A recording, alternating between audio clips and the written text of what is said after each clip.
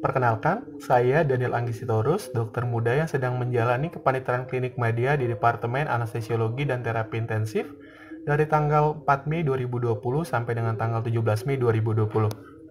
Pada kesempatan kali ini saya mendapatkan tugas untuk membawakan materi tentang Cardiopulmonary Resuscitation atau CPR berdasarkan AH tahun 2015. CPR merupakan prosedur emergensi dengan tujuan life saving yang dilakukan saat ada orang yang mengalami henti jantung. Melakukan CPR dengan cara tepat dapat meningkatkan kemungkinan selamat 2-3 kali lipat dibandingkan tidak dilakukan CPR sama sekali. Jadi kapan saja CPR ini perlu dilakukan? Jika ada orang tidak sadar, jika ada orang yang mengalami trauma listrik, mengalami tenggelam, kolaps mendadak, exposure terhadap gas berbahaya, dan overdosis. Namun, hal itu dapat dilakukan jika ditemukan tidak adanya nafas dan denyut nadi. Untuk tujuan PCR sendiri adalah mengembalikan dan mempertahankan nafas dan sirkulasi untuk memberikan oksigen dan aliran darah ke jantung, otak, dan organ vital lainnya. Untuk chain of survival dari AH 2015 dibagi menjadi dua, yaitu di dalam rumah sakit dan di luar rumah sakit. Untuk dalam rumah sakit, untuk pasien-pasien yang akan atau dicurigai atau dipantau tentang akan mengalami kecenderungan untuk henti jantung, akan cenderung untuk dipantau, dan jikalau pasien tersebut mengalami henti jantung, akan dilakukan pemanggilan kode aktif atau code blue dan dilakukan kompresi CPR secepatnya pada pasien tersebut, dan juga akan dilakukan defibrilator, serta untuk jikalau pasien selamat ataupun dapat kembali normal, dilakukan manajemen post cardiac arrest di unit terkait. Kemudian untuk pasien yang di luar rumah sakit, jika ditemukan orang tidak sadar dan tidak bernafas, kita sebaiknya memanggil bantuan untuk pihak medis yang lebih advance untuk menolong, dapat menghubungi 112 ataupun 118 dan memberitahu di mana lokasi kejadiannya. Kemudian jikalau di sana ada alat defibrilator, minta tolong orang di sekitar kita juga untuk mengambilkan alat tersebut. Kemudian kita lakukan kompresi. Kemudian jikalau ada alat defibrilator ataupun defibrilator yang di antara tim medis sudah ada, dapat diambil alih oleh tim medis dan dapat digunakan defibrilator. Dan jikalau pasien sudah stabil, dapat ditransfer ke rumah sakit guna untuk penanganan post cardiac arrest-nya.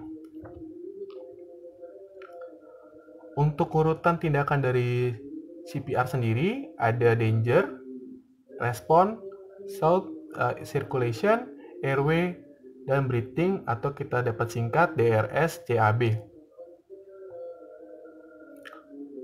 Untuk danger sendiri, kita perlu mengamankan diri, mengamankan lingkungan, dan mengamankan pasien.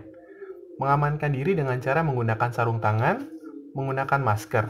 Dan juga untuk mengamankan lingkungan, kita dapat menilai keamanan lingkungan sekitar untuk menyelamatkan diri kita dan juga pasien. Kemudian untuk mengamankan pasien, kita perlu melakukan pemindahan jika dirasa lingkungan sekitarnya kurang aman. Dan untuk respon, kita harus memeriksa respon pasien dengan cara memanggil atau menepuk-nepuk pasien, dengan juga memeriksa nafas ataupun denyut nadi pasien secara simultan. Jikalau selama pemeriksaan nafas dan denyut nadi selama 10 detik tidak didapatkan denyut nadi dan juga pasien tidak merespon dengan panggilan dan tepuk ataupun rasakan nyeri, dapat kita lakukan tindakan selanjutnya merupakan pemanggilan bala bantuan terdekat yang kita lakukan seperti menelpon 118 ataupun 112 untuk meminta bantuan tim medis terkait dan juga orang sekitar untuk mencari bantuan. Kemudian untuk setelah memanggil bala bantuan, kita melakukan tindakan untuk mengamankan sirkulasinya. Sebelum melakukan itu, kita memeriksa tanda-tanda kesadaran pasien, gerakan, dan nafas. Bila tidak ditemukan, kompresi dada dapat dimulai.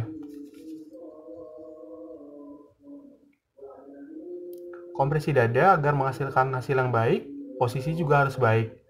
dengan bahu dan lengan kita dengan penolong tegak lurus dengan dadanya pasien. Kemudian pastikan satu tangan di atas sternum dan tangan yang lain berada di atasnya.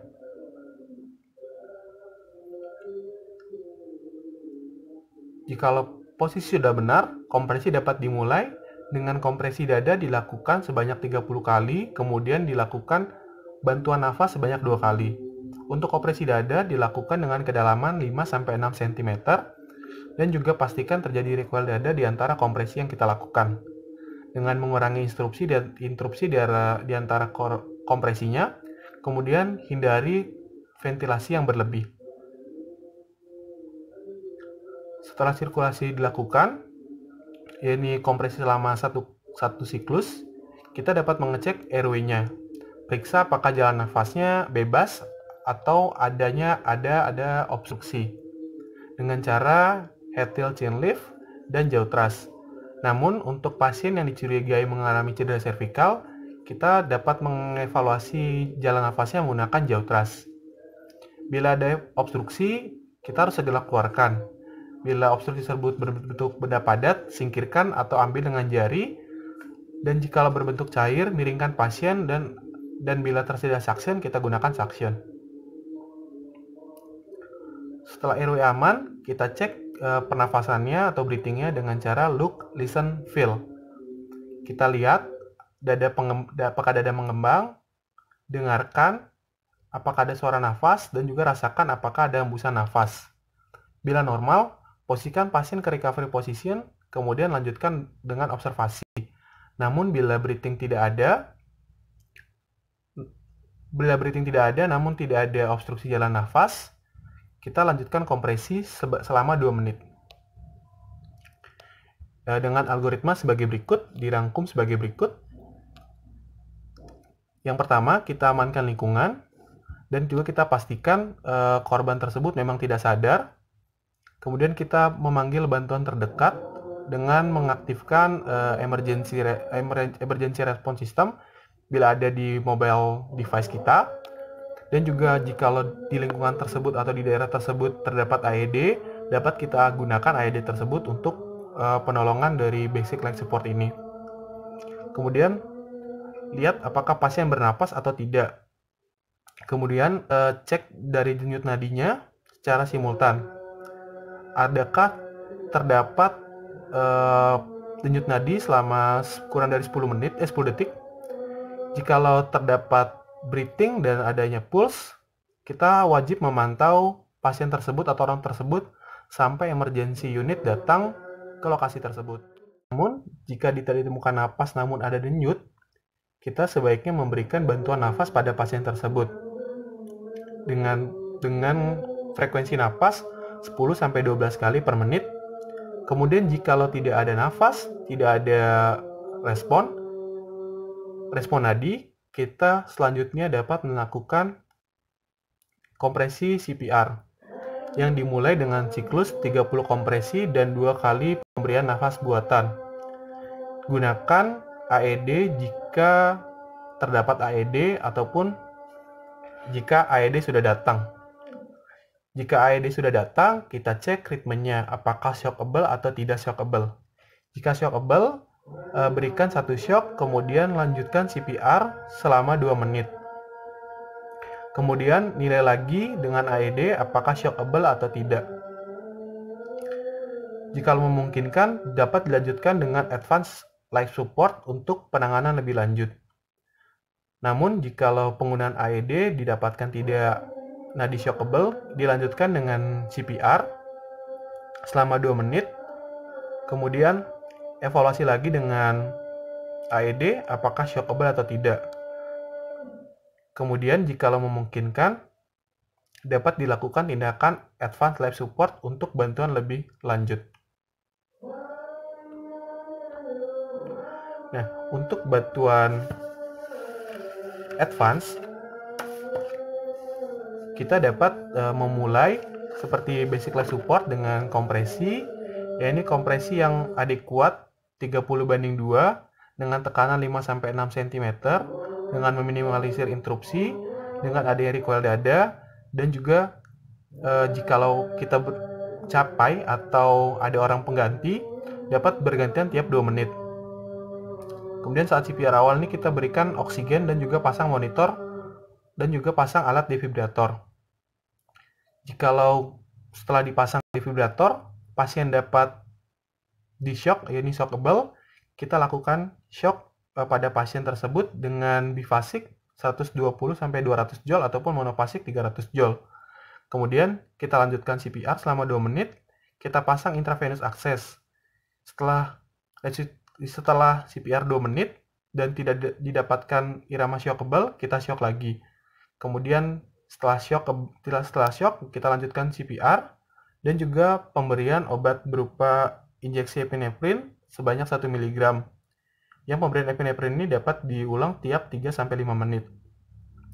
Dan jika memungkinkan, kita dapat penggunaan advanced airway, yaitu menggunakan intubation. Kemudian setelah dilakukan pemberian epinefrin dan pemasangan jalan nafas yang advance, kita cek lagi dengan AED apakah pasien tersebut shockable atau tidak. Dilanjutkan dengan pemberian resusitasi kembali, yaitu CPR sebanyak 2 menit. Apabila didapatkan pasien mengalami return of spontaneous circulation, dapat kita pindahkan pasien ke recovery position dan juga ditransfer ke post cardiac arrest care untuk penanganan lebih lanjut. Namun, jikalau pasien selama evaluasi tidak didapatkan irama shockable, kita lanjutkan dengan pemberian CPR selama 2 menit dengan pemberian obat epinefrin sebanyak 1 mg tiap 3-5 menit dan juga dipertimbangkan untuk penggunaan advanced airway berupa intubation. Jikalau selama CPR selama 2 menit dan dilanjutkan dengan pengecekan ritme, apakah shockable atau tidak, dan tidak ditemukan shockable, kita ulang lagi dengan CPR selama 2 menit, kemudian cek irama, shockable atau tidak. Jikalau pada saat evaluasi didapatkan return of spontaneous circulation, pasien dapat dipindahkan ke post cardiac arrest care untuk penanganan lebih lanjut. Nah, CPR dapat kita mulai jikalau pasien tidak ada nafas dan tidak ada denyut. Nah, kapan kita dapat menghentikan CPR?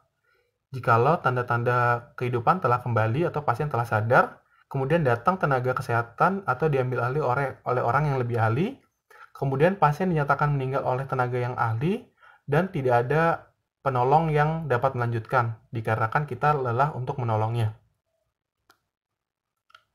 Demikian presentasi saya mengenai CPR. Mohon maaf jikalau ada salah. Terima kasih.